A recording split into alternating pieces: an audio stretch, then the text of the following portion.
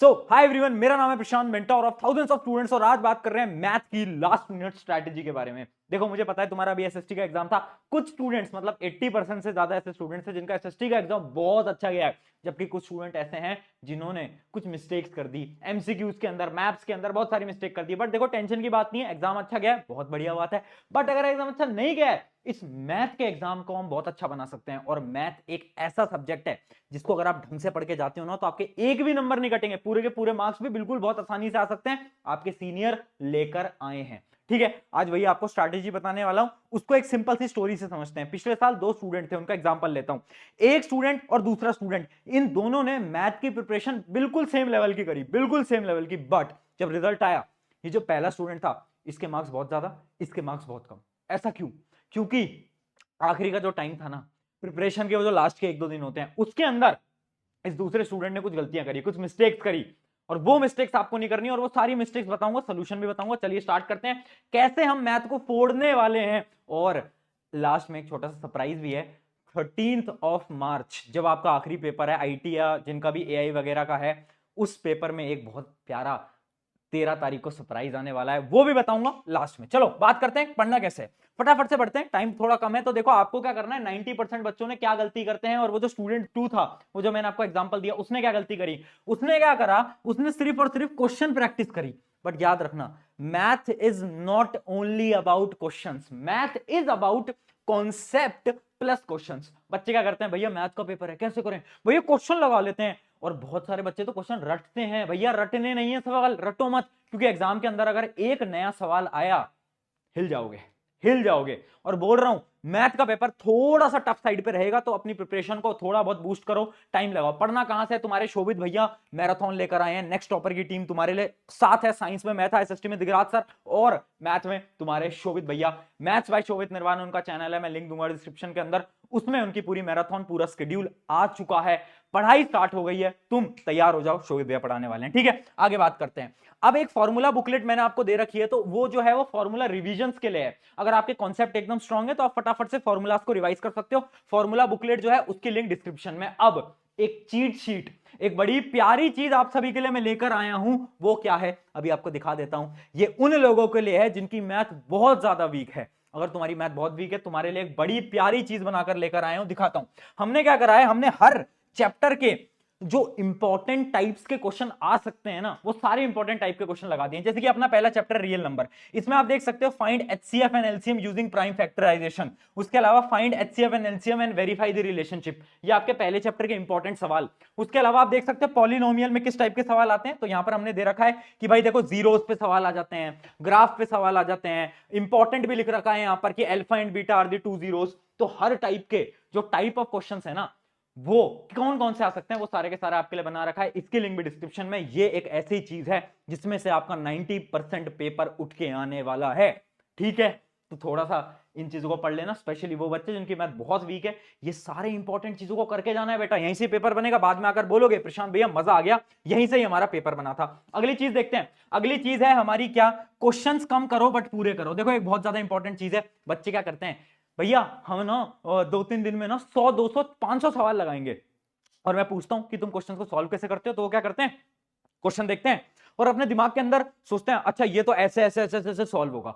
तुम सॉल्व ही नहीं करके देखते। कितने ऐसे बच्चे हैं जो कि एक्चुअली में लिख लिख के सॉल्व नहीं करते। अगर तुम लिख लिख के सॉल्व नहीं कर रहे हो, मैं बता रहा हूं एग्जाम में क्या होगा, बहुत ज्यादा डर होता है एग्जाम के अंदर, तुम कैलकुलेशन में कोई गलती कर दोगे। इस वजह से अभी से ही आंसर को सॉल्व करना स्टार्ट करो। जितने भी क्वेश्चन लगा रहे हो, आधे अधूरे मत छोड़ो, कैलकुलेशन की लास्ट तक जाओ, बिल्कुल लास्ट तक, जहां तक यूनिट तुम्हारे निकल के आते हैं। आगे बढ़ते हैं। Sample paper with time. याद रखना, मैथ का पेपर थोड़ा टफ आए या ना आए, मतलब थोड़ा टफ शायद आ सकता है, वो मेरी प्रोबेबिलिटी है, बट लेंदी तो हर बार आता है। तो थोड़ी बहुत यार प्रैक्टिस करो टाइम के साथ, है ना। तुम्हारी टाइम बहुत स्पीड बहुत तेज होनी चाहिए, स्टार्टिंग से ही बहुत तेज होनी चाहिए। अगला पॉइंट क्या है, क्वेश्चन देखते ही अगर ब्लैंक हो जाते हैं तो क्या करें।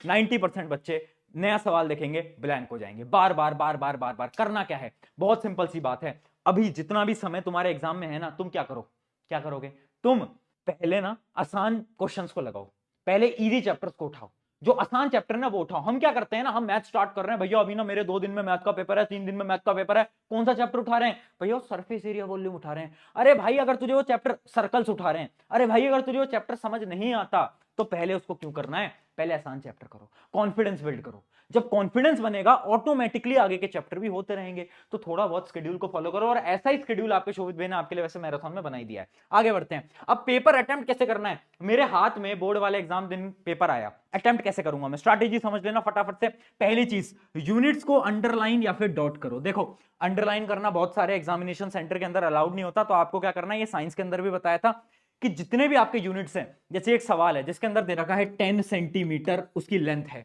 तो उस सेंटीमीटर वाले पार्ट को थोड़ा सा डॉट कर लेना। क्यों, जब आप उस क्वेश्चन को पढ़ोगे ना तो क्या होगा ना कि आपको याद रहेगा कि यूनिट यहां पर सेंटीमीटर है। 90% बच्चे गलती क्या करते हैं, एक यूनिट सेंटीमीटर है और सवाल पूछा है आंसर बताओ मीटर के अंदर, और हम क्या है ना आंसर को सेंटीमीटर में ही छोड़ देते हैं, मीटर के अंदर कन्वर्ट ही नहीं करते, वहां पर नंबर कट जाते हैं। याद रखना ये पहले करना है। अगला क्या है, कौन सा सेक्शन से शुरू करना है। तो देखो तुम नॉर्मल भी कर सकते हो एमसीक्यू वगैरह, बट मैं पर्सनली क्या सजेस्ट करता हूं, ये मेरा पर्सनल सजेशन है, वो ये है हाई वेटेज के सेक्शन को आपको पहले करना है। देखो हाई वेटेज का जो सेक्शन होता है उसको अगर आप पहले करोगे ना तो होता क्या है, आपकी जो कैलकुलेशन होती है वो सबसे ज्यादा हाई वेटेज वाले क्वेश्चंस में होती है।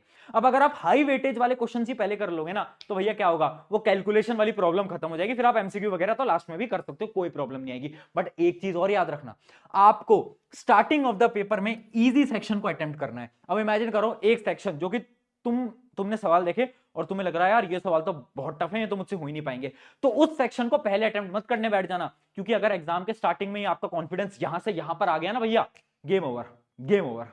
इसलिए पहले वही सेक्शन अटेम्प्ट करो जो कि तुम्हें लग रहा है यार ये तो मुझे पूरा आता है, रीडिंग टाइम पे पता चल जाता है ना ये तो मुझे आता है, उस सेक्शन को अटेम्प्ट करो, है ना। और प्रोबेबली जो हाई वेटेज है उसको सबसे पहले हमें अटेम्प्ट करना रहता है। अगला देखते हैं, रफ वर्क स्ट्रेटेजी, बहुत इंपॉर्टेंट, साइंस के पेपर में भी बताया था। देखो करना क्या है, बहुत सिंपल सी है, आप जो आपका एग्जामिनेशन शीट है उसके लास्ट में रफ हेडिंग डालकर रफ वर्क करते होगे ना, तो आपको क्या करना है, जैसे कि इमेजिन करो आप क्वेश्चन नंबर 17 सॉल्व कर रहे हो। अब क्वेश्चन नंबर 17 का आपने रफ वर्क करा, ठीक है, तो उसके सामने 17 नंबर लिख लेना, और जैसे आपने यहां पर रफ वर्क किया और उसके बाद उसे एक ऐसे बॉक्स के अंदर कैद कर लेना। उससे क्या होगा, इमेजिन करो आप लास्ट में अपने पेपर को चेक कर रहे हो, ठीक है, तो अब आपको क्वेश्चन नंबर 17 की कैलकुलेशंस को चेक करना है, तो अब वापस से सारी कैलकुलेशन नहीं करोगे, इतना टाइम नहीं होता। आप क्या करोगे, रफ पेज पे जाओगे, क्वेश्चन नंबर 17 लिखा हुआ है, यहां पर कैलकुलेशन करी हुई है, उस पूरी कैलकुलेशन को फटाफट से चेक कर लोगे, क्या मैंने सही कैलकुलेट करा, ठीक है आंसर सही, आगे बढ़ते हैं।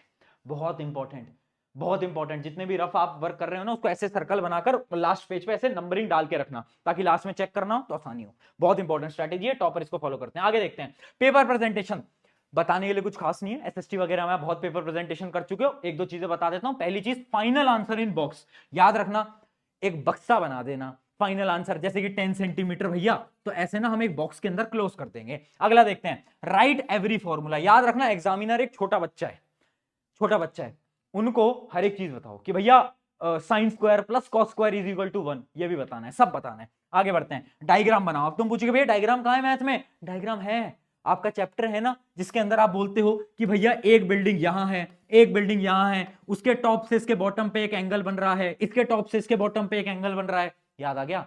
तो ये जो सारे डायग्राम होते हैं, सर्कल के जो डायग्राम होते हैं सब बनाने हैं। और सबसे इंपॉर्टेंट पॉइंट जिसमें बच्चे अपने नंबर गवाते हैं वो है एंगल को डिफाइन करो, एंगल को डिफाइन करो। देखो जैसे कि इमेजिन करो एक ट्राइंगल है, अब उस ट्राइंगल में आप एक एंगल ले रहे हो, यहां पर एंगल ए, तो उसको ना डिफाइन करना पड़ेगा कि let angle A of this triangle, तो बताओ अपने आंसर के अंदर कि ये हमने एंगल ए लिया है, एंगल को डिफाइन करो, है ना। ऐसा नहीं कुछ भी लिख रहे हो और फिर एंगल को डिफाइन भी नहीं कर रहे हो आंसर के अंदर, भैया एग्जामिनर यहां पर नंबर काट लेते हैं, बोलेंगे एंगल तो डिफाइन ही नहीं है, कौन सा एंगल की बात कर रहे हो, तो याद रखना एंगल डिफाइन करेंगे। अगले पॉइंट देखते हैं, अगला है हमारी कुछ फाइनल टिप्स। पहली फाइनल टिप, 13 मार्च को एक सरप्राइज आ रहा है, ये बड़ा ही प्यारा सरप्राइज है, सभी 11th क्लास में जाने वाले स्टूडेंट्स के लिए एक सरप्राइज मेरे ओर से आप सभी के लिए। 13 मार्च को हम मिल रहे हैं, last video for class 10th, वो लास्ट वीडियो होगी। अभी इसके बाद जब आपका मैथ का पेपर होगा, आईटी और एआई के लिए भी मैं स्ट्रैटेजी लेकर आऊंगा। अब सुनो इंपॉर्टेंट टिप, सबसे पहले है टाइम मैनेजमेंट। बेटा टाइम मैनेज करो, मैथ का पेपर लेंदी रहता है हर साल, कभी भी ऐसा कोई साल नहीं बीता जब मैथ का पेपर आया हो और बच्चों ने 2 घंटे के अंदर निपटा दिया हो, कभी नहीं, लेंदी रहता है। और अगर तुम्हारी कैलकुलेशन स्लो है, अगर तो आपकी कैलकुलेशन बहुत स्लो है, तो याद रखें कैलकुलेशन फास्ट बनाओ। कैसे बनाओगे, जितने भी सवाल अभी प्रैक्टिस कर रहे हो सबको पूरी पूरी कैलकुलेशन के साथ करना है, आधी अधूरी कैलकुलेशन मत देखो, पूरी कैलकुलेशन के साथ सॉल्व करो। अगला पॉइंट है, दोस्त से दूर रहो, और बहुत इंपॉर्टेंट, पता है क्यों, देखो होगा क्या, आपका एक दोस्त है वो आपको फोन करके बोलेगा कि यार सुन तेरी मैथ में प्रिपरेशन कितनी हो गई, तुम बताओगे कि मैंने ये चैप्टर कर लिया। अब तुमसे बोलेगा यार तूने वो ना ट्राइंगल्स का वो सवाल देखा आर डी शर्मा वाला, अब तुम डर जाओगे यार, हाँ यार ये तो मैंने सॉल्व ही नहीं करा यार, ये सवाल तो नहीं आ जाएगा। इसलिए कह रहा हूं दोस्तों से बात मत करना इस समय पर, अपना आराम से पढ़ाई करते रहो, क्योंकि तुम्हारे 4 दोस्त बोलेंगे यार ये सवाल करा वो सवाल करा, आर एस अग्रवाल करी ये करा वो करा, तुम कंफ्यूज हो गए। इसलिए भैया कंफ्यूज नहीं होना है, तुम जितना पढ़ रहे हो उस पर फोकस रहना है हमें। प्रीवियस ईयर क्वेश्चन कर रहे हो, छोड़ बेगी मैराथन देख रहे हो, उस पर फोकस रहना है हमें। हमें इधर उधर नहीं भागना, हमें यहाँ वहां नहीं भागना कि हम सोच रहे हैं कि यार भैया यार मेरा दोस्त तो आर डी शर्मा कर रहा है मैं भी आर डी शर्मा, नहीं, उसकी बात नहीं माननी, हमें अपने अकॉर्डिंग पढ़ाई करनी है। तो इस समय पर स्पेशली मैथ के पेपर में दोस्तों से दूर रहो, क्योंकि अगर तुम्हारे किसी दोस्त ने तुम्हें कोई टफ सवाल दिखा दिया ना तो तुम्हारा सारा कॉन्फिडेंस उड़ जाएगा।